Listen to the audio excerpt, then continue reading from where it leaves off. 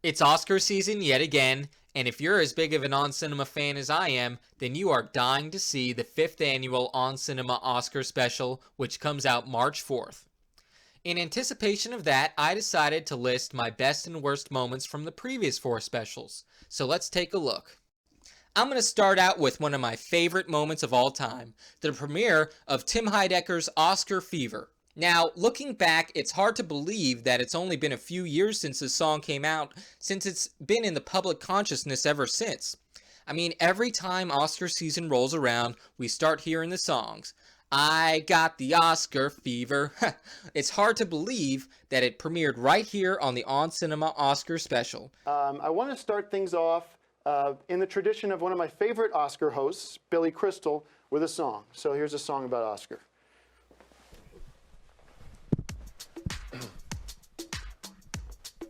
A little bit louder.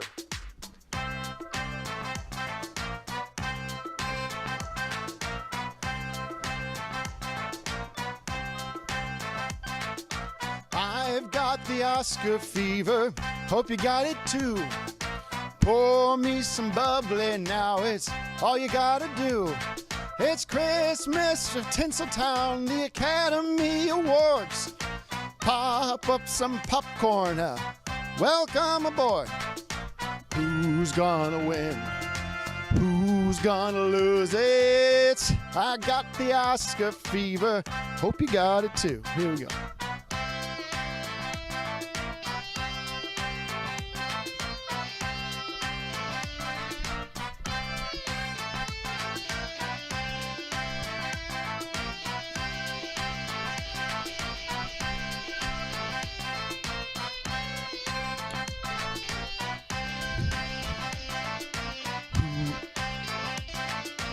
Who's gonna win?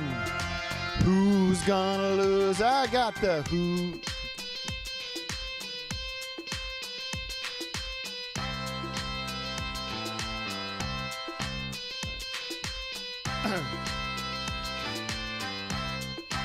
All right, that's where the song ends. Cut the song.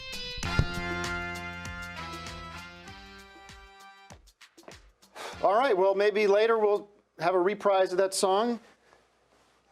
And if you're watching at home, jump on to Twitter and hashtag OnCinemaOscars. Let me know what you think. Let me know what you think of the whole. Put that away.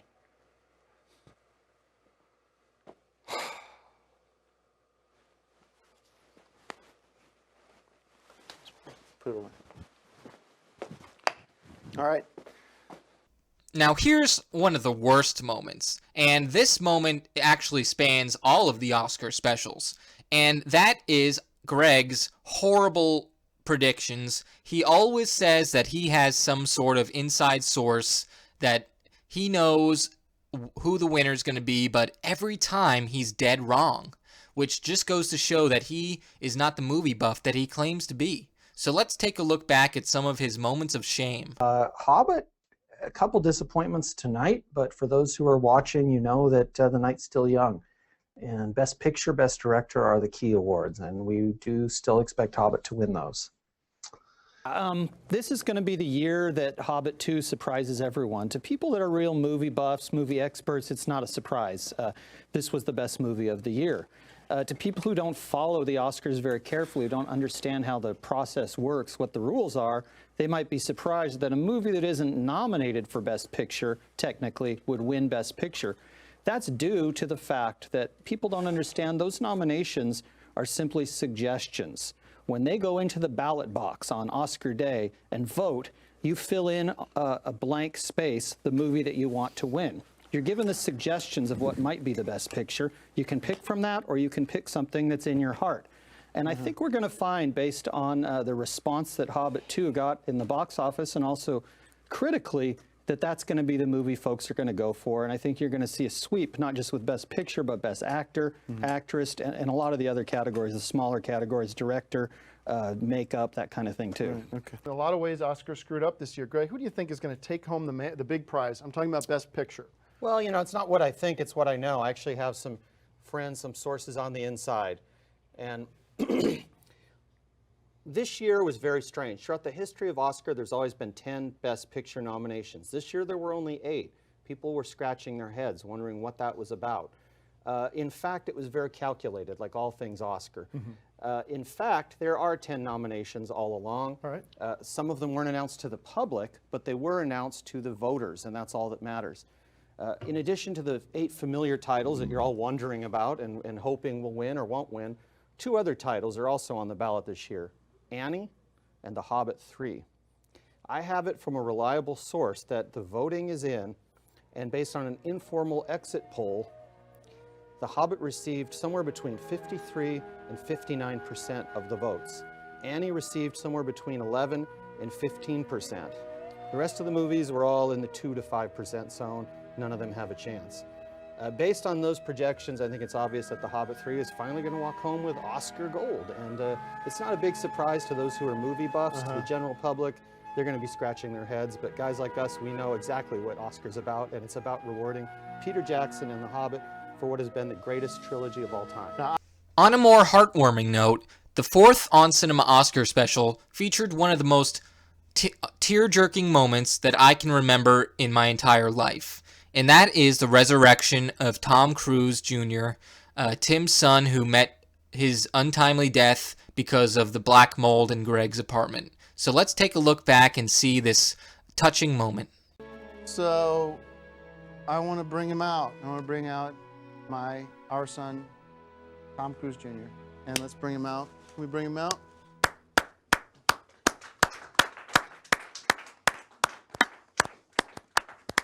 Thank you, Father. It's so great to be here with you and Mom again. Well, you know,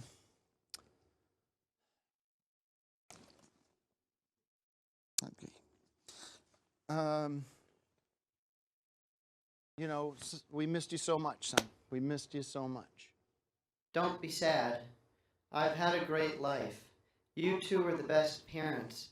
I grew up to be healthy, handsome, and successful as an actor and model. Oh, that's awesome, man. You know, I know I'm speaking for you, Ayaka, but we are so proud of you. We are so proud of you. I'm so proud of you. It's only because you have been such an influential role model for me. I love you. You're the best dad. If I could give one message to the world from my grave, it would be, don't vaccinate. It's so dangerous and deadly. Great. Well, thank you, son. Thanks, Tom Cruise Jr., for coming by. And what do you think? How did that make you feel? Bit of closure? Sure. Yeah. Okay. You want to take some time with that? Or? Okay.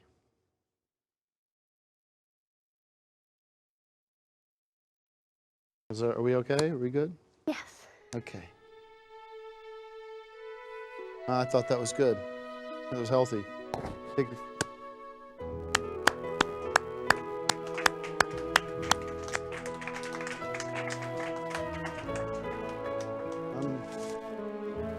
wishing he could stick around longer, you know. But it's not cheap. That process. That was pretty intense. Pretty intense for me. I want to take a break, but I asked for a Diet Coke 10 minutes ago. Thank you very much.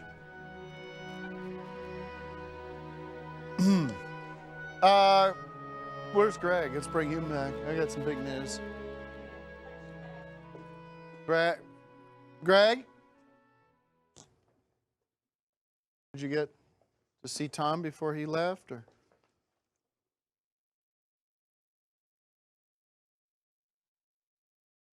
Yeah.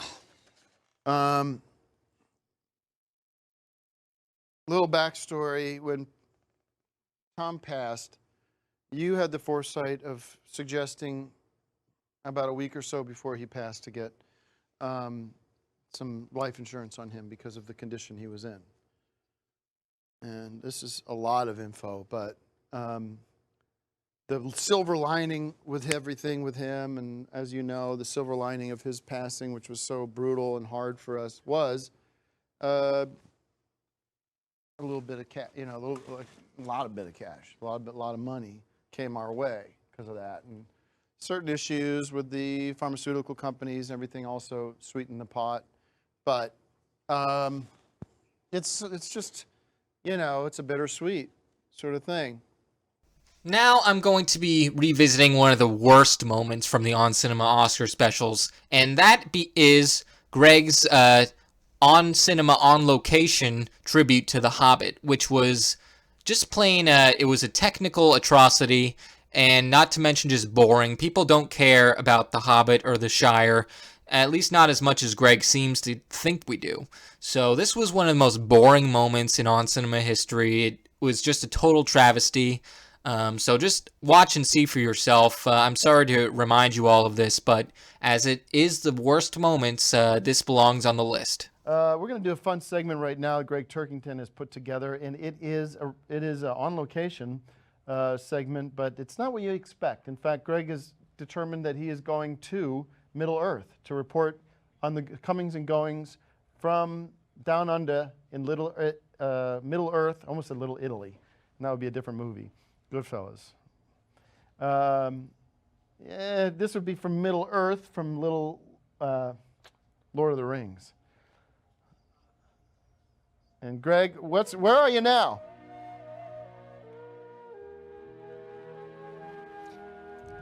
Hey guys, welcome to another edition of On Cinema at the Cinema On Location. And today we're here in Middle Earth, the setting and the place where they filmed not only the Lord of the Rings trilogy, but the Hobbit trilogy as well.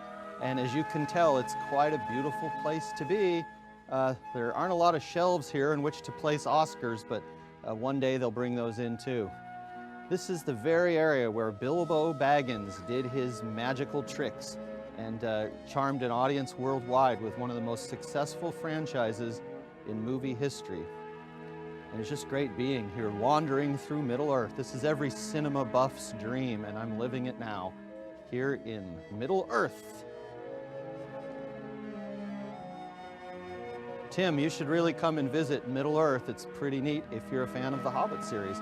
Hopefully later tonight you will see Mr. Peter Jackson wandering from Middle Earth in New Zealand onto this Oscar stage to collect his statuette. Tim, do you want to come and... Now he's going to leave the Shire. Do you want to...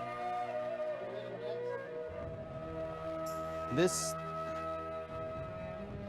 I can't see anything.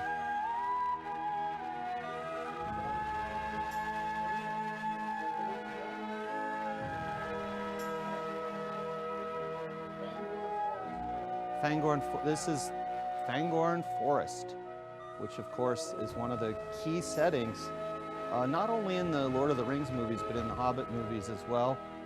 It's fun to take a wander through it and experience life as they did back in Tolkien's time.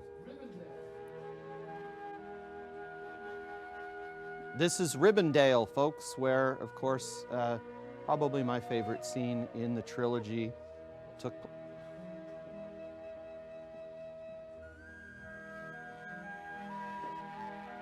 I can't see what, I can't really see what the, where. Where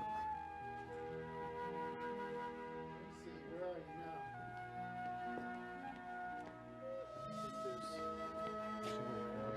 now? I can't see anything now. We should go to commercial, I think. We can go to commercial. Can't really Go to see. commercial because he's not seeing where he is. The segment's kind of ruined.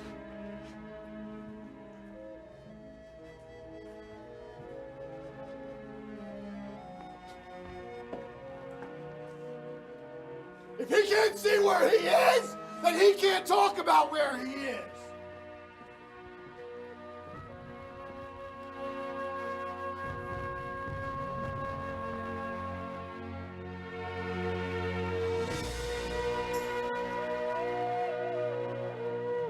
Now, this moment is probably will go down in musical history as well as film history because Tim Heidecker and Dakar, which features Axiom and Manuel, They crafted one of the most amazing tributes to the Oscars I have ever listened to, and that is the Oscar medley from 2016's fourth Oscar special. This is a musical masterwork.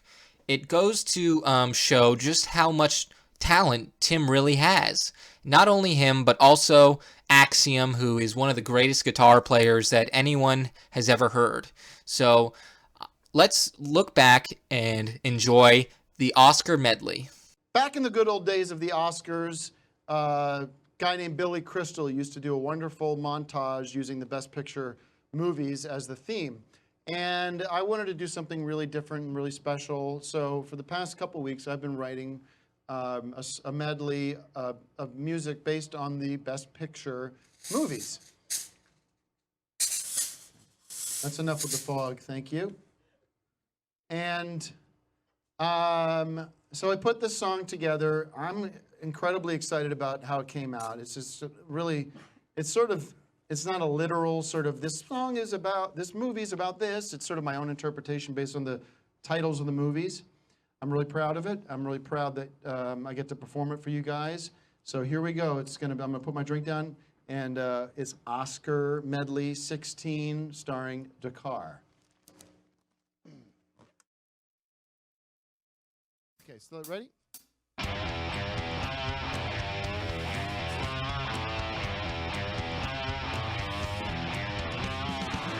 Spotlight, I'm under the light of a spotlight is shining so bright. Spotlight, I'm under the light of a spotlight is shining so bright. Hey.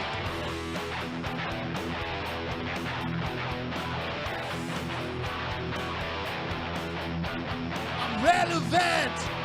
That's my middle name. I'm relevant. Changing the game, staying in focus, center of it all. The world is watching me. The world is watching me. I'm standing on the bridge of spies. I'm sick of hearing all these goddamn lies.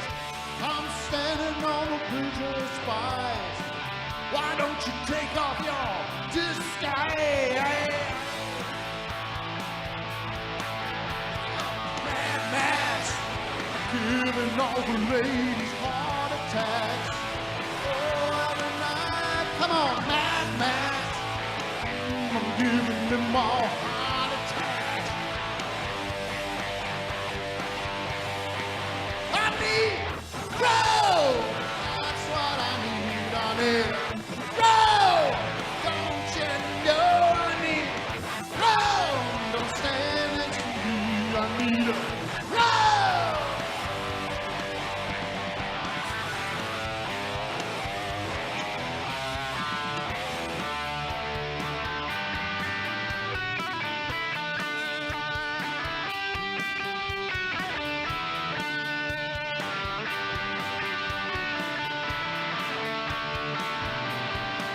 Well, I'm living in Brooklyn, just trying to make my way. I'm working on my music while she's out in L.A. I'm strumming on my bass guitar, she's posing for the magazine. Never thought we'd get this far, following our Hollywood dreams. Oh yeah, oh yeah, oh yeah.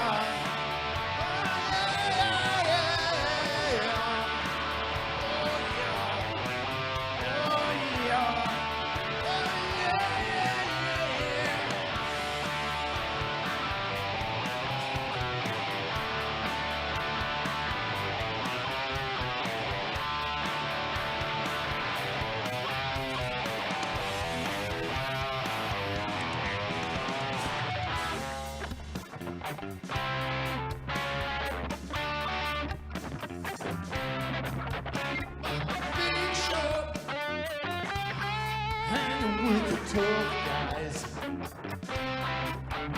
and the long-legged woman sitting over there down with the black ties.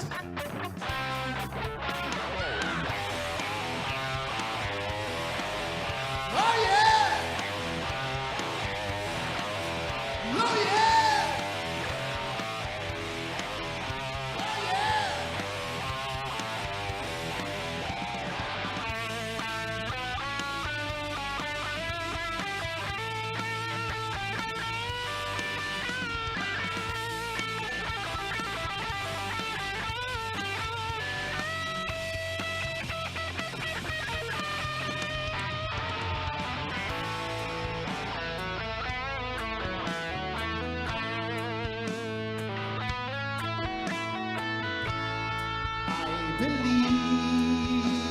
a Martian sitting on top of the world.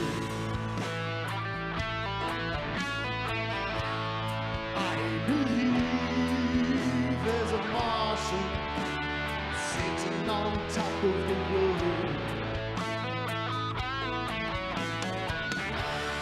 He believes we can be happy free. He believes we don't need the big man looking after me. Free market principles is the key to liberty. I sing with me.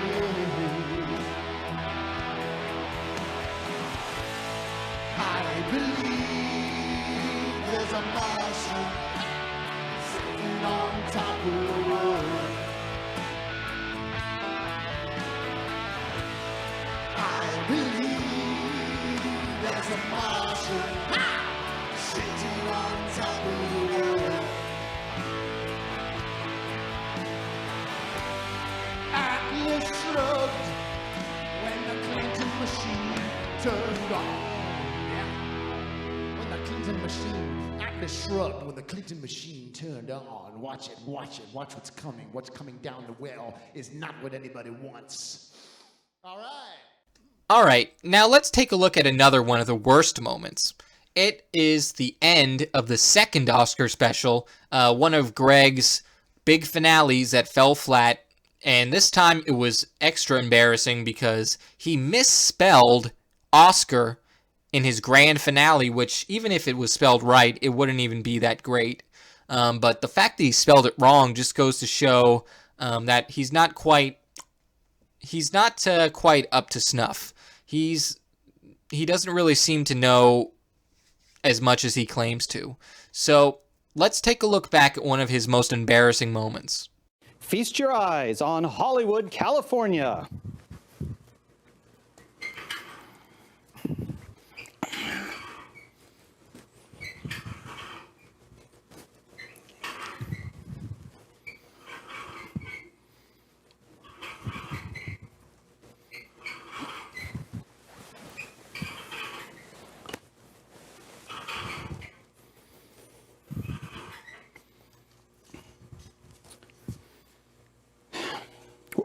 What you see here is 500 videotapes, the best in my collection. I've assembled them here in a spectacular fashion, unprecedented, and I think you're going to be thrilled by what I'm about to do. This one's for Bilbo, this one's for Peter Jackson. Viva el Oscar!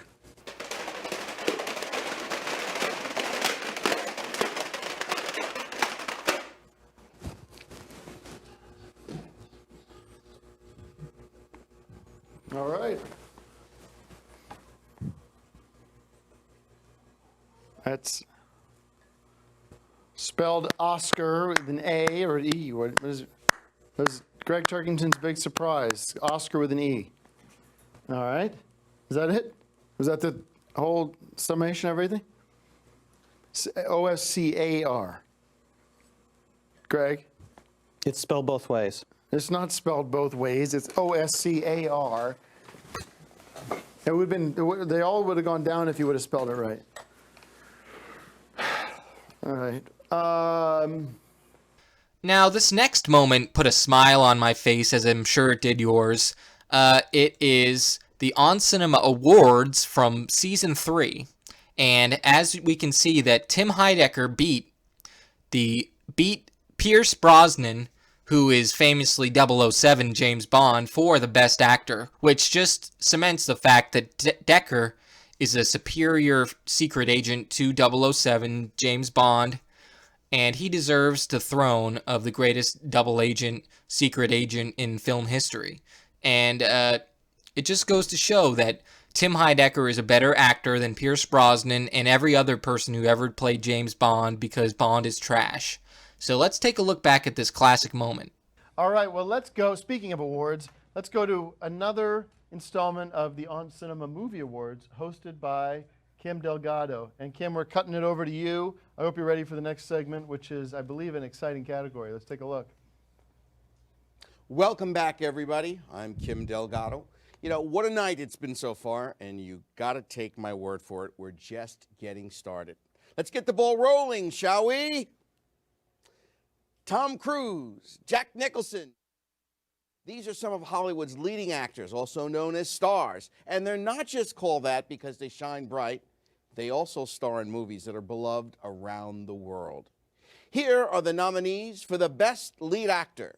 Martin Freeman, The Hobbit, The Battle of the Five Armies. I'll go. Don't be ridiculous. Tim Heidecker, Decker. One of these has a plan for them to blow up the the Super Bowl. Tom Cruise, The Edge of Tomorrow. Aaron Eckhart, I, Frankenstein. Unless you can animate that corpse. Tiberius has been planning this for centuries. Victor Frankenstein just made it possible. Pierce Brosnan, November Man. And the city goes to Tim Heidecker. Wow.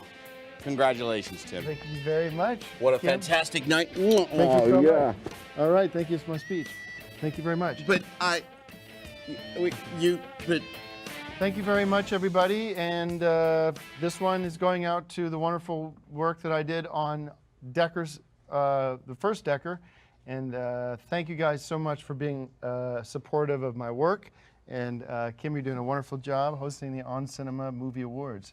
And I'm going to cherish this. And thank you, everybody. big hand for Timmy. Hey, hey. This is a special part of the show where we recognize someone who's made an indelible impact on the world of movies. All right, now let's go back to one of the worst moments again. This is from the first Oscar special, which is probably my least favorite, just because Gregg acts like a total diva. This is one of his most famous meltdowns. This goes to show just how immature he is, just how much of a baby he is, quite frankly. He can't just get over the fact that his worthless VHS tapes have been accidentally ruined because Tim felt sick, and he accidentally threw up on them, but Gregg acts like a total baby. He ruins the show, and Tim has to beg him to come back, which totally tanks the entire experience for the audience and just is embarrassing. So let's take a look back at this cringeworthy moment. We got some big awards coming up. Still Best Director. Sorry. That was my ice. Can I get more ice? You got all over my videos.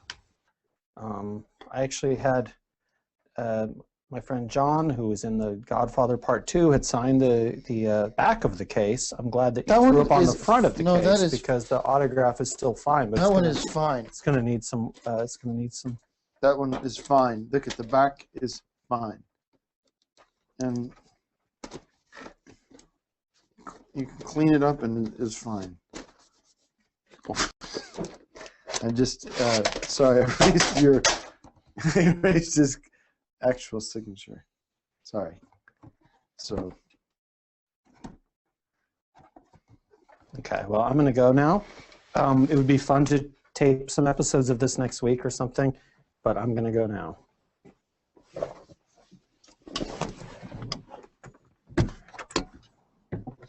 Okay, back to the Oscars. See you all guys in 2014. It's his show, I guess, until then. So, Gregg, can I talk to you about something? Can I talk to you about something? Because honestly, we talked about this, and I said you would be the co-host for the Oscar ceremony. no. Yes. Come No. here. Just calm down a second. We're not on camera. Calm down. Calm down. No. Calm down. We're not on camera. I want No. to talk to you for real. For real. No. For real. No. No. Hey, no, just stop that now. No. Don't leave. Just don't leave. I want to talk to you. You'll be co-host. No. No. Be co-host, okay? As of tonight, but not as of 2014. Fine. Would you come back on if we agree to do that, please? If you want to get on eBay, I will. Can we just deal with eBay later, please? And can I have somebody get me sandwiches, please? Can we get sandwiches, please? Okay. Greg, can we do this, please?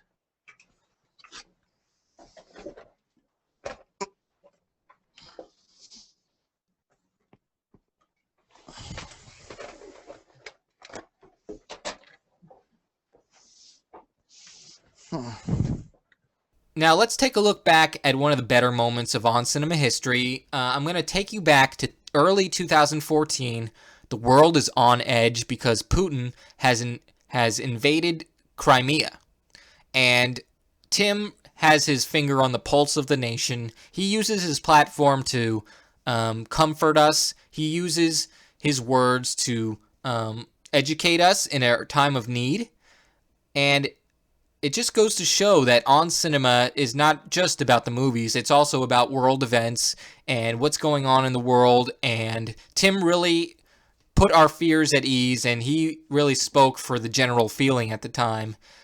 So this is one of my greatest moments that I put on the list. As a lot of you guys know, there is a conflict happening right now in the Ukraine. We're monitoring it. Russia has made things quite interesting over the past 48 hours or so. And I believe a war is coming. I believe a nuclear world war is coming. And I believe it's going to be happening in the next 2 months, sometime late March, early April. It doesn't take a rocket scientist to see how Putin has stacked the deck. And Or it doesn't take a rocket scientist to see that Hobbit 2 is really what we should be talking about, and not... Okay. Let me get my thoughts out, because it is a shame that we're in this position, but I told you so. This has been brewing for so long now, and if we had a strong leader, if we had somebody in the White House that knew more about global politics, then you would see that we would be in a different position. But it is where we are. Hold on, now shut up. We are where we are, and the question is, what do we do about it? Well, it is my belief that we need to strike first, and it's a matter of time. So I'm going to be sort of throwing my 2 cents in through the night about the activities going on the other side of the world, but we're also going to be checking in with Hollywood too and the Oscars. Now, I'll tell you one thing, the wars of today are the movies of tomorrow. I'd love to see what Steven Spielberg would do with a situation like this. Okay. Yes, I just thank you for that, Greg, and you know, God forbid we have that kind of nuclear apocalypse that I do foresee, because if you look at turn on CNN or Fox News, and you'll see all the evidence right there. Independence Day, did you ever see that? If we had somebody like Tom Clancy with us, who passed away this year, you're not going to see Tom Clancy in the death scroll they do during the Oscars, because Hollywood doesn't respect that kind of mind. You've noticed Patriot Games didn't win the Academy Award. But if he was here, he might have a few words to say about the way that Obamacare is handling the whole situation. But that's I don't want to focus the entire night on the situation in Crimea. Crimea River must be what's going on, what people are saying down there. Lectern Rose. Okay. We're being told now that I have my friend watching the news, and he said that that Putin has done something very unusual. And they're saying that he has convened the Russian parliament, and they are already amassing troops where they said they weren't going to be doing that. And I think it's going to be coming a lot quicker than what I said earlier. My prediction, I have to adjust my prediction, is that we are done for in probably by the end of the week. And that's usually when, in these times of strife, when you get more comedy films, people want to rent comedies, go to the movies and see comedies, because that's what movies are, is escapism. When you have a war impending or a drinking problem or something like that, that's the best thing to do, is to watch a good comedy movie. Remember the old days when my parents used to tell me about duck and cover and getting under the desks during when the... China Syndrome with Jane Fonda. Mm-hmm. All right, now let's take a look back at one of the worst moments yet again. This is from the 4th on Cinema Oscar special, and it is similar to the Hobbit tribute that he did earlier, except this time it's for James Bond, and it's even more embarrassing, even more boring than his Hobbit tribute, because as I previously stated, James Bond is inferior to Decker. So, if anything, he should be giving a tribute to Decker, not James Bond, which is not anywhere close to being as great as Decker is.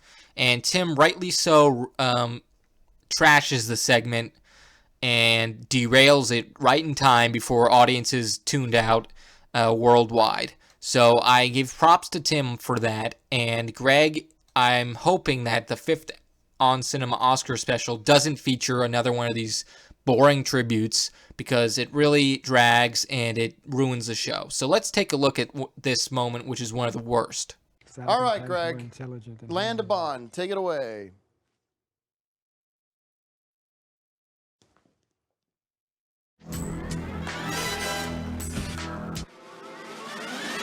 Give me the Land of Bond.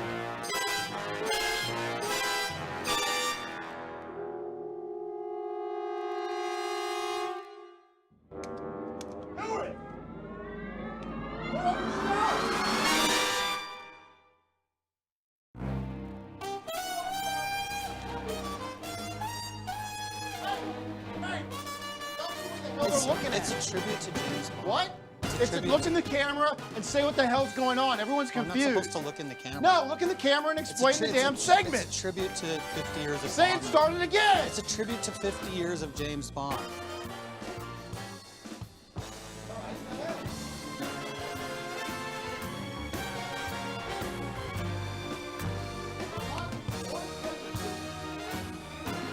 There's supposed to be music.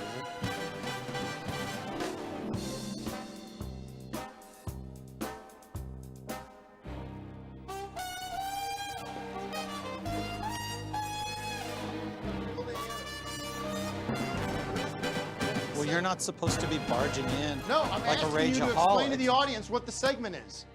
It's 50 years of James Bond. It's not. So say it's that. not 2 hours of your rageaholism and alcoholism and horrible music. I'm asking you to explain to the audience that's patiently watching this, wondering what the hell's going on. It's a tribute to all the Bond movies. Well, to then all say that. 35 Bond say movies. That. Well, you don't need to say it. You see it because you see the clips from the movies behind me. Well, but you're not saying anything. Just because there's Bond music. Okay, where are we? If you'd stop talking, then we could hear the music. Where are we? Where are you? Just explain the bit. I'm in the scenes. Okay, I'm in the locations that the Bond movies were shot in. Okay, where? Where? God. Just explain where you are, because nobody knows what's going on. I was in the deep sea from Thunderball a minute ago when you were having one of your rage tantrums. Okay, then Thunderball. Explain that. For your eyes only. Okay. And Goldfinger. Okay. Next. I don't need prompting. I don't need your prompting to do this. Well, it's the bit's dying. The routine's dying. I asked you to come in and figure this out. You spent all this time on this surprise that I'm not looking forward to. Nobody is. They're looking forward to it more than they're looking forward to. You didn't put any energy into this. A bunch more of your awful music. All right, music thank you very much. Let's hear it for Greg Turkington and his The polls are Bond coming tribute. in for your music and they're not good. The polls are really bad for your music. Sucks. Oh yeah, keep shooting. Good luck. All right, ladies and gentlemen. Well, you ruined the segment because the segment I didn't ruin the was segment. good. You want another shot at it? You want another shot at it?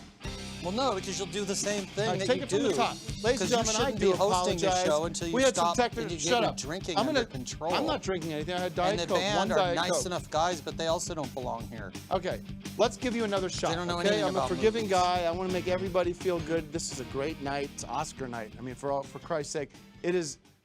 Just no, don't do that. Come on.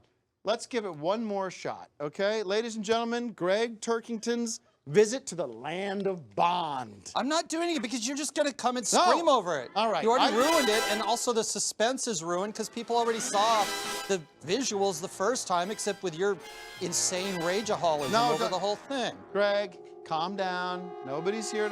We're not enemies. We're friends. You Tell that to Mark.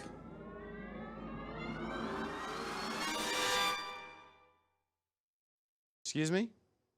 Tell that to Mark. I will tell that to Mark. I'll tell Well, exactly I don't think what he I said to considers you Mark. his friend. I do consider Mark and I are in a good place. Well, there's some Here. visual evidence that that's not true. That's hearsay, and that's very irresponsible, and you're getting close to being in big trouble with me. Now, I'm asking you one more time. Do you want to try this segment again? Yeah, I'd like to try it if you go outside, so you're not here to ruin it. Ladies and gentlemen, camera one. The And floor is lock yours, the door Greg. behind him, Welcome too, so that we can discuss movies, because we are talking movies. nobody has Ladies gotten and any gentlemen, information Gregg about what Turkington's, movies are winning. Land of Bond.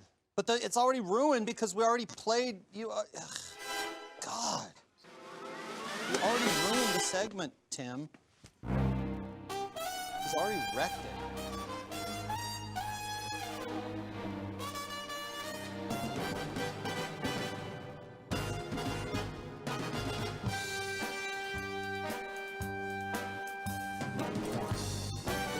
I can't really.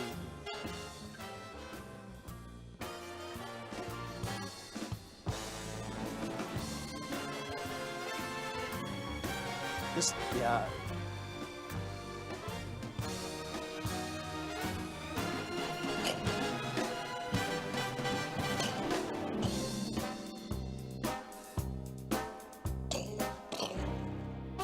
Segment's on. Thank you, everybody. Thanks to Gregg Turkington. Land of Bond.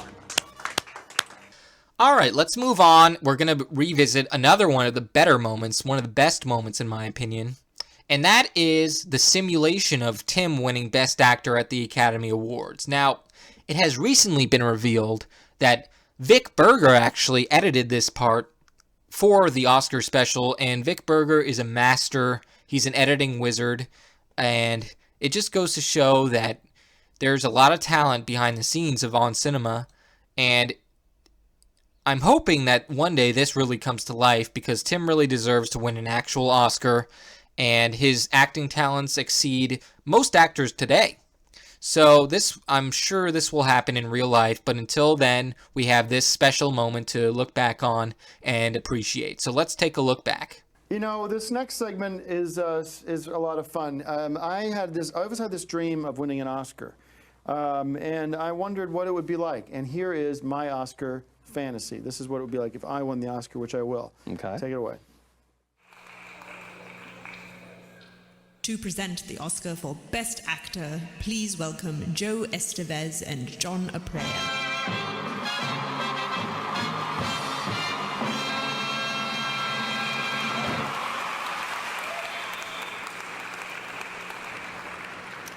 There is no greater honor than the Best Actor Award. From the salad days through box office success. It's what every actor dreams of. Did you say salad days? How about that buffet spread they got backstage for us? That's very nice. So, salad days, yes, salad days.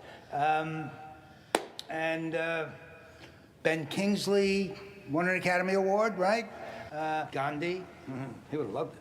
Yeah, Gandhi. yeah, and those soups were delicious, especially the cream of carrot. But now it's time to award a different kind of carrot, the 24 variety kind, to the Actor of the Year.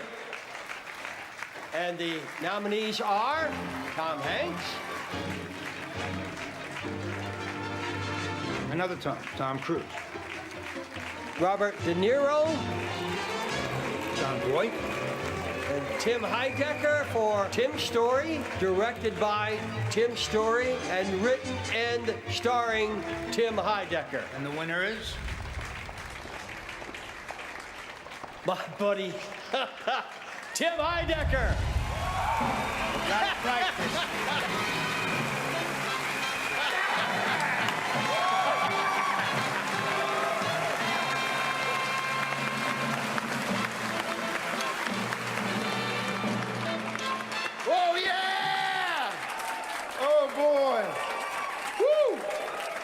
Thank you, Joe. Thank you, John.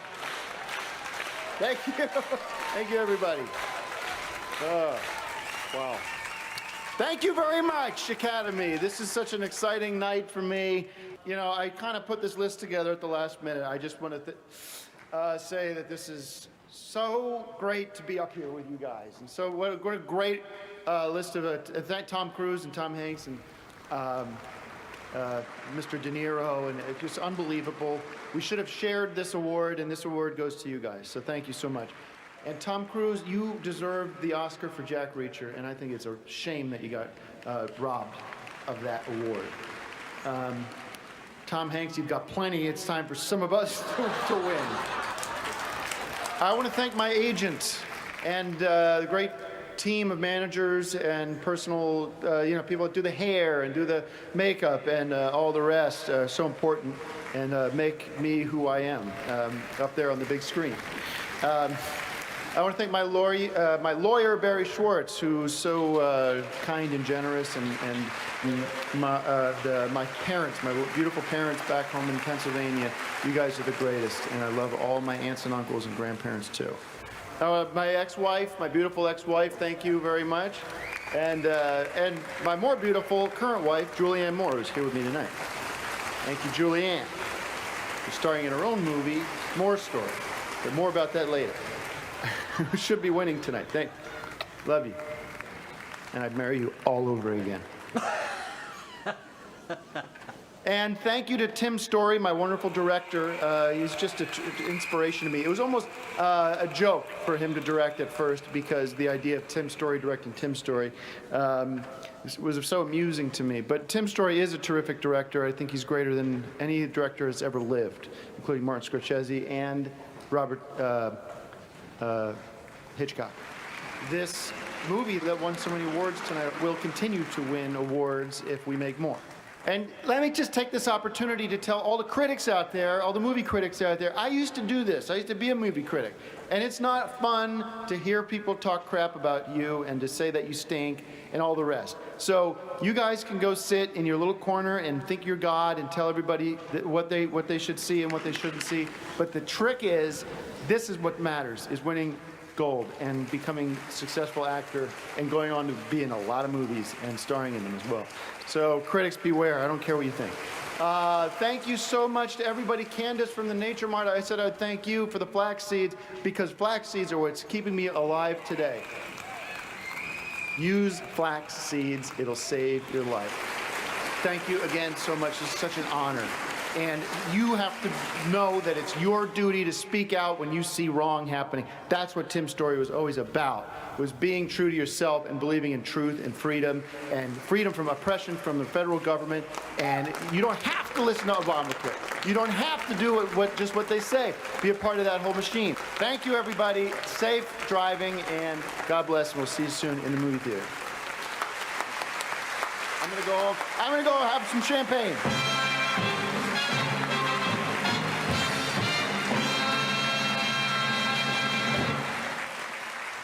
All right, I'm going to now talk about one of the worst ever moments of the On Cinema, even On Cinema history.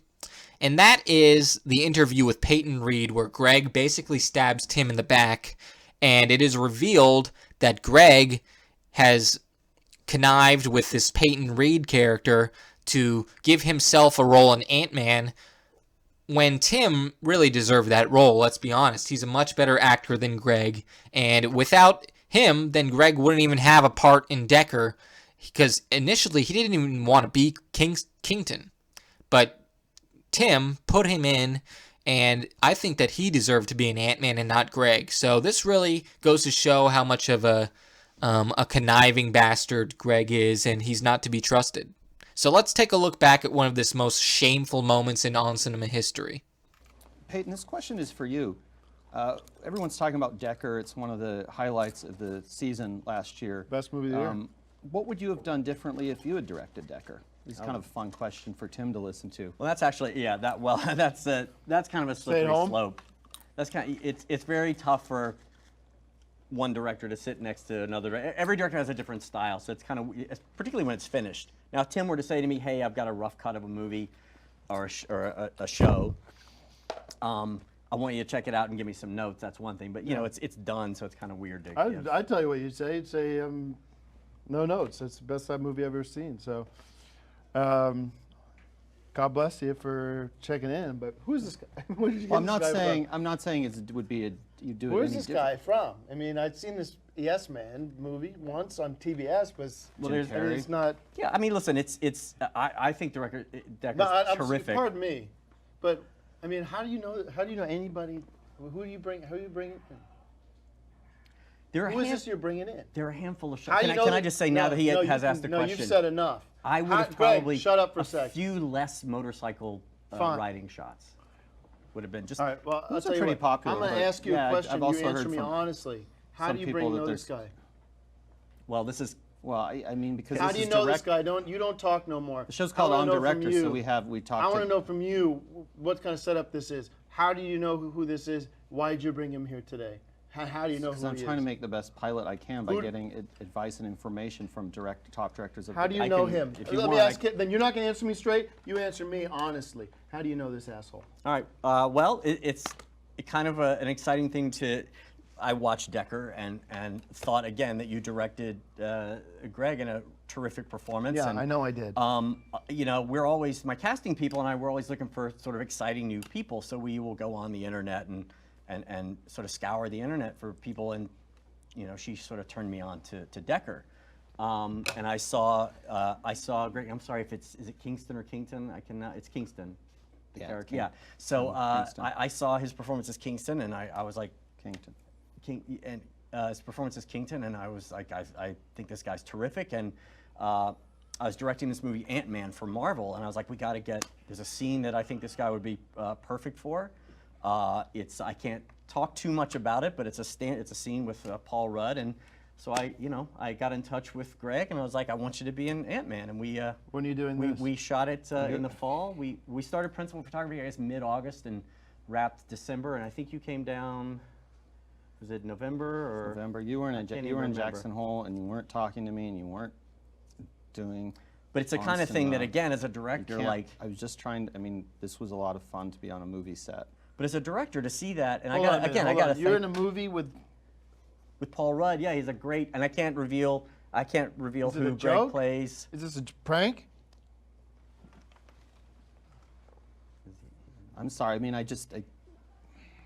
You're in a movie with this guy, with Paul Rudd and whoever? No, he's not. I'm not in the movie. I directed the movie, and it's. You did this while I was away in Jackson Hole? It's coming out July 17th. It's Marvel's Ant-Man with Paul Rudd. And so you two are together now as a Michael team? Douglas. And you two are the team now, and I'm a guy on the outside? Well, no. Gregg just came and did a role in the movie. Why don't you ask me to be in the movie? Because you wouldn't. Well, there was there was sort of a specific part that was, we saw Gregg, and he just seemed like good meeting you. I gotta go, and thank you very much. Happy Oscars. I gotta go.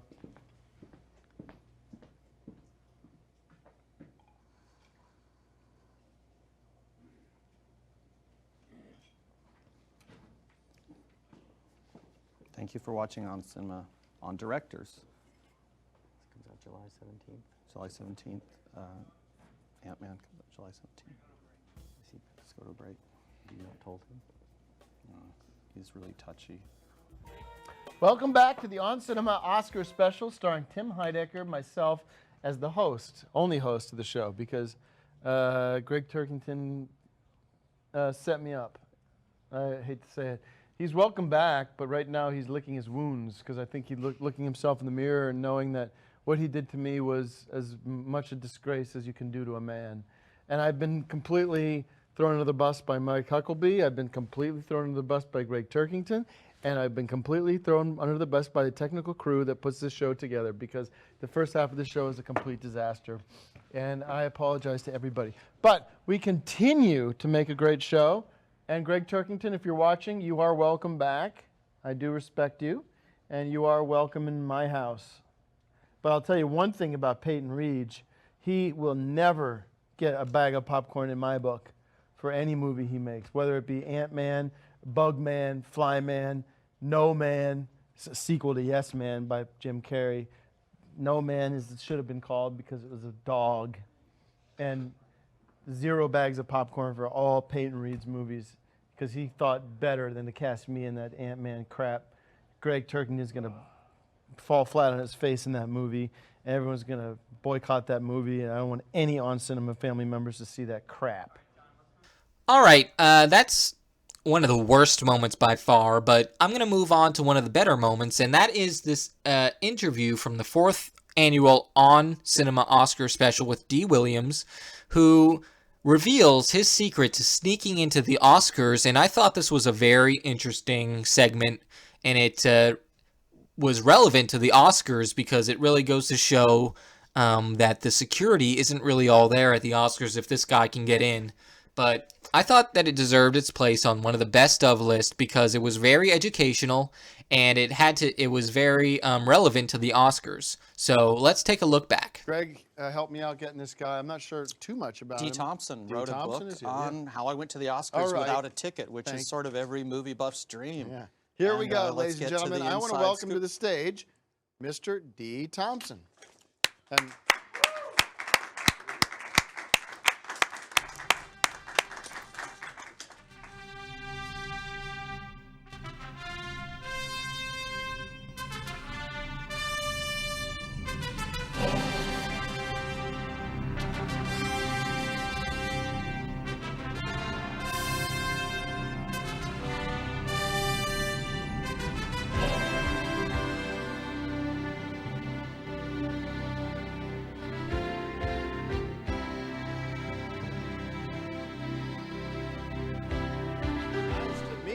D, how are you? Good to see you. How about that? I like that van. That's a cool van. How you doing? Ladies and gentlemen, D. Thompson, how about some get one applause? like that.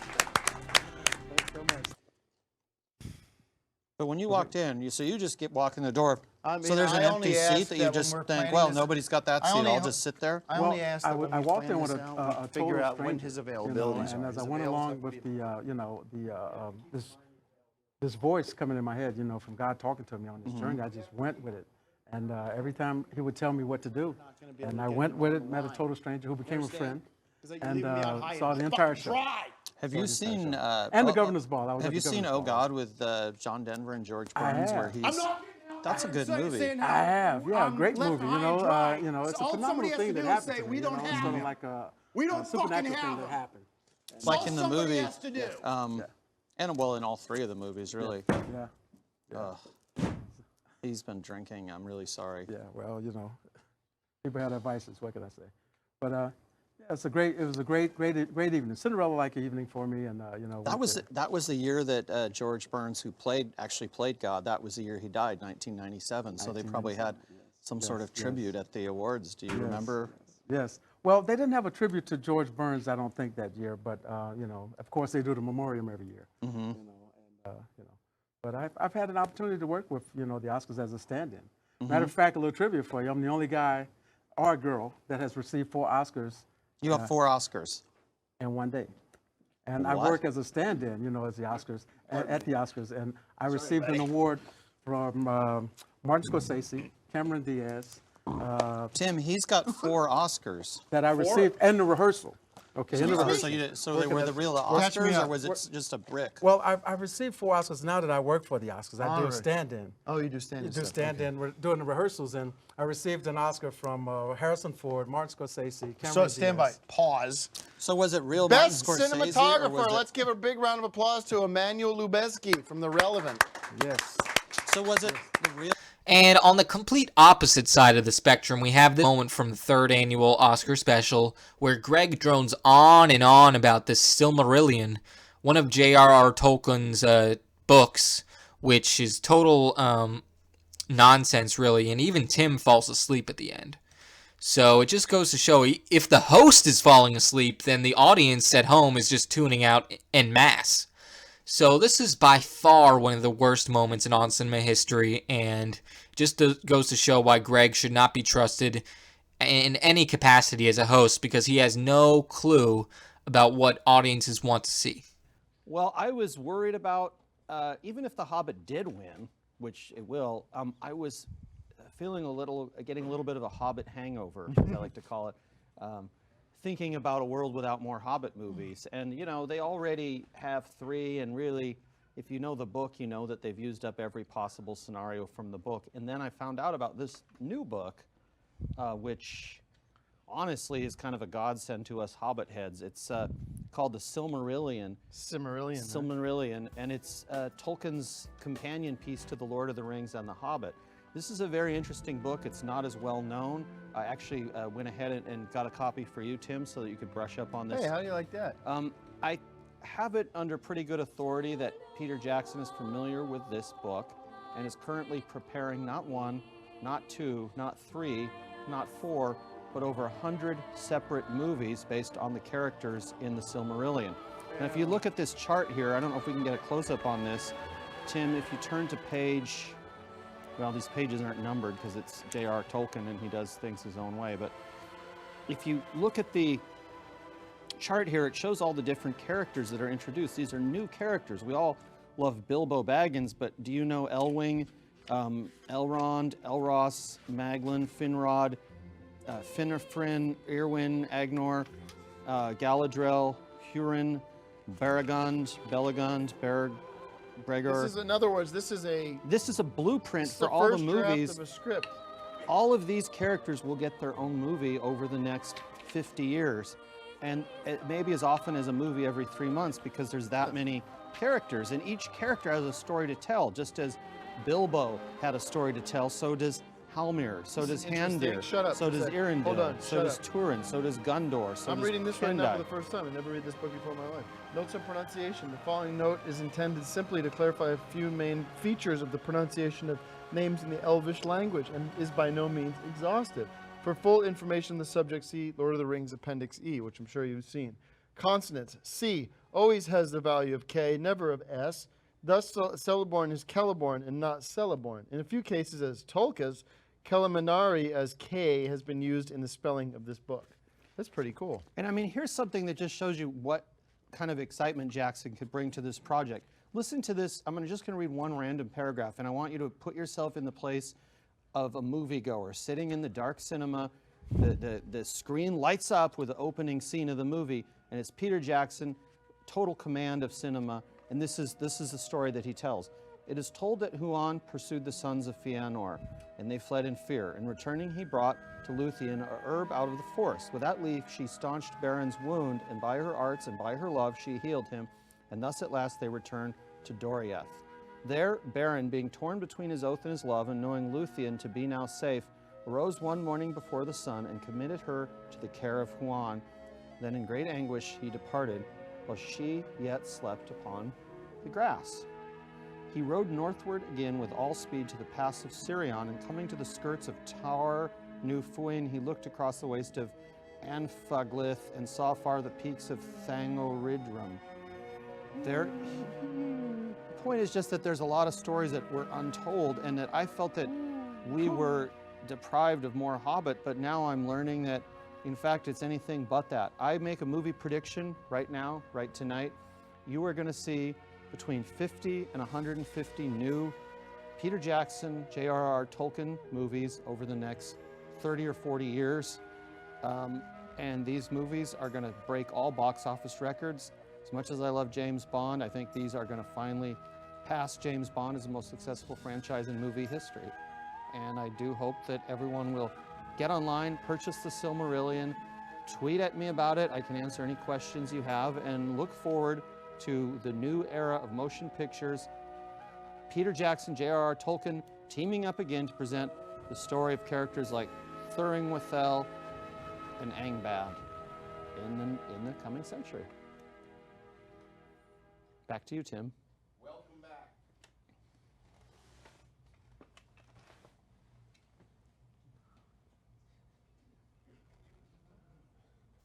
One of the best moments in On Cinema history was from the second annual On Cinema Oscar special, where Sally Kellerman joined Tim and Gregg in the studio, and Sally Kellerman was an Oscar nominee.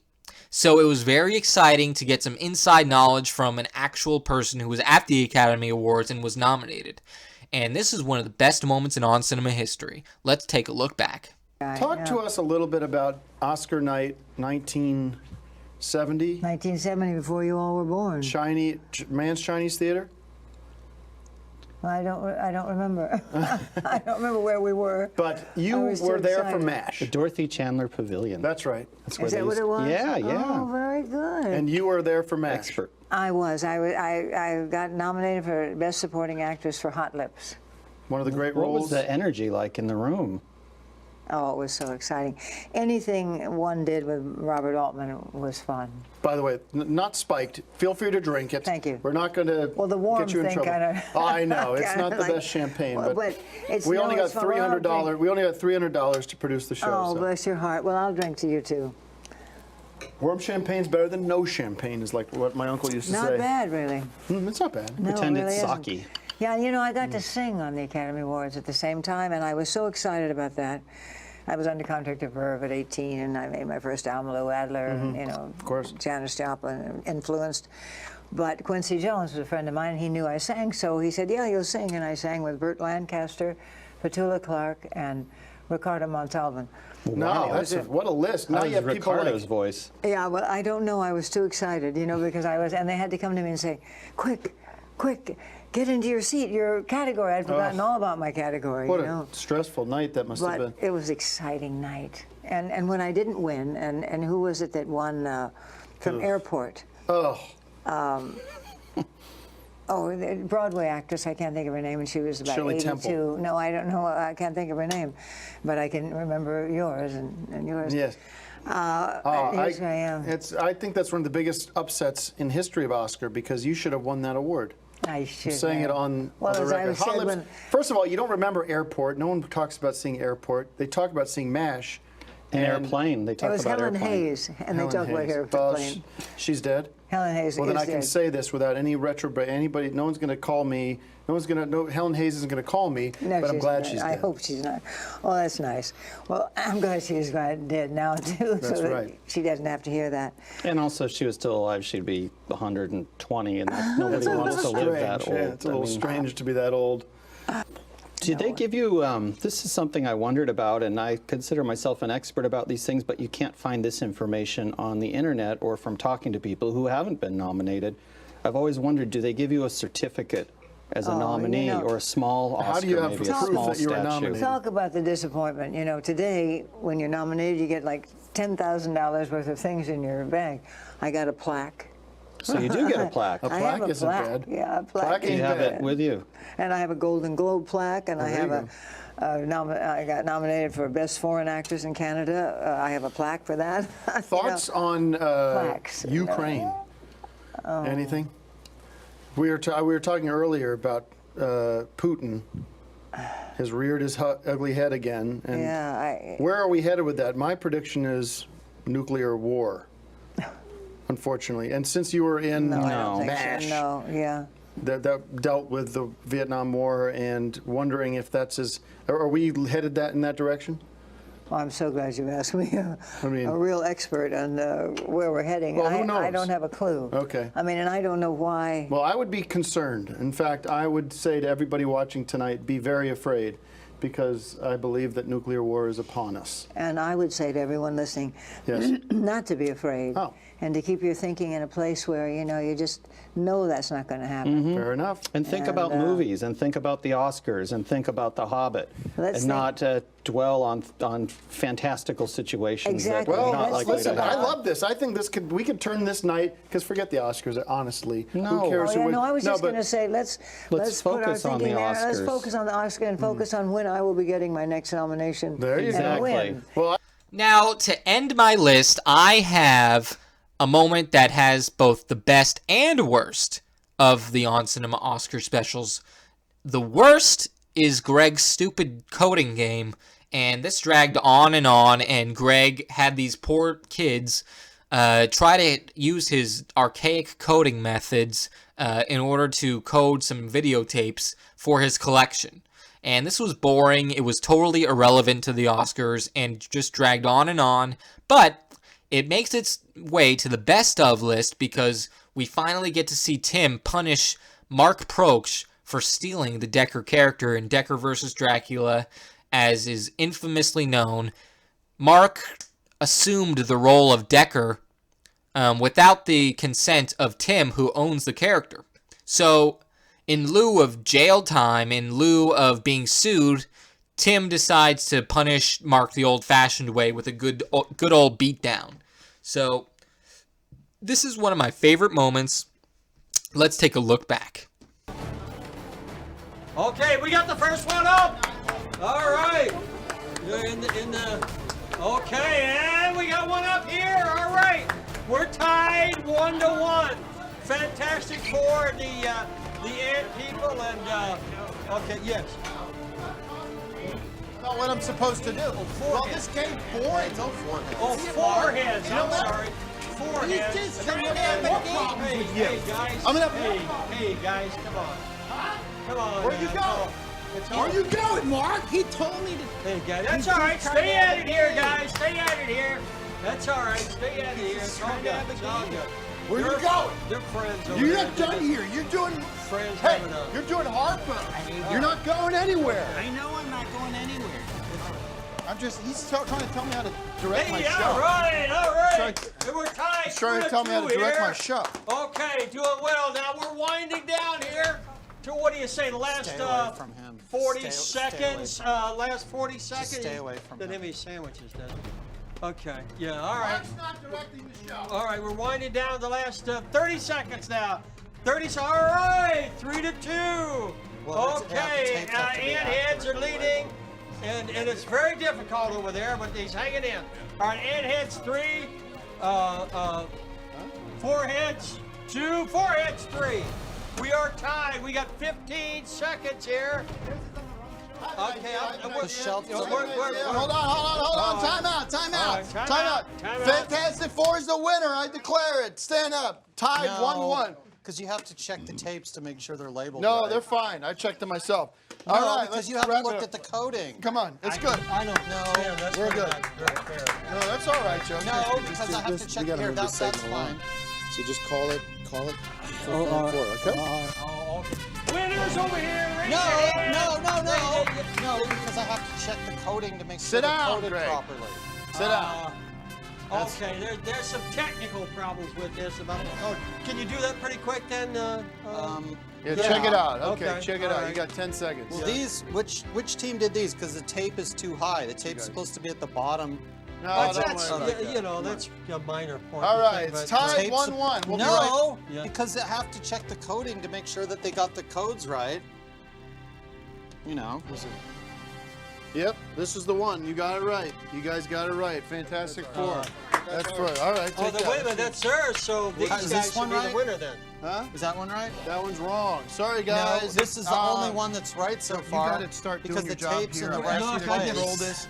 You The are in tape's in charge. You're the right referee. place, and the codes are right. No. It's a little high, I think. Okay, yeah, it's a little high. Let's give a big round of applause to No, Fan Force. Greg, thank you. We'll be right back. Well, there you have it, folks. That's all the moments I have from the On Cinema Oscar specials. As we all know, the entire show is a delight. Regardless of some of the worst moments, it's totally entertaining throughout, and I can't wait for the 5th annual On Cinema Oscar special premiering March 4th. And I know that I will be tuning in live, and I hope you will too.